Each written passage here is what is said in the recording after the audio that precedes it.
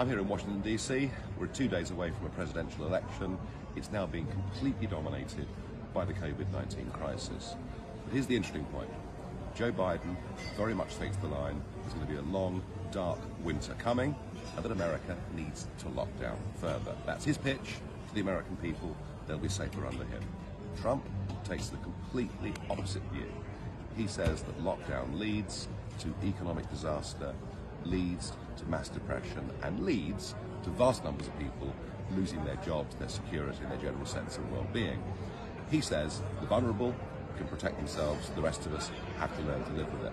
But I'll tell you what's interesting, at least in America they've got a choice. At least in America they're having a debate, because we are locking down from Wednesday.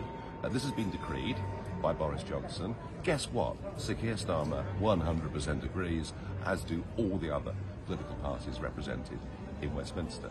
There has to be a vote before this happens. Oh, sure, there'll be a few backbench Tory MPs that will rebel. The rest of them, oh, they get bought off, they get bribed, they'll get blackmailed. So we are heading for lockdown, and there's a growing number of us in the country can see that what lockdown means, even in health terms, is disastrous. You know, I was talking just 2 days ago to a charity in Kent, a diabetes charity in Kent. They've got 100,000 patients that they're looking after. Not a single one of them has been screened since March. So, I mean, goodness knows what that means for amputations, for blindness, and that's just diabetes. Lung cancer diagnoses are down 75%, and the figures for chronic heart condition are not far behind that. Remember, the first lockdown was to protect the NHS. We finished up with 35,000 empty beds in our hospitals. We're going back into that. So I think it's quite possible to say, given the average age of death thus far in the UK is 82 years and 3 months, which is pretty much around average life expectancy.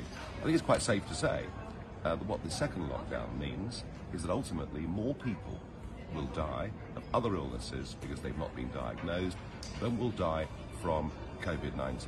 And I just want to say a word this morning particularly about the self-employed, the sole traders, people running little businesses, people running small restaurants.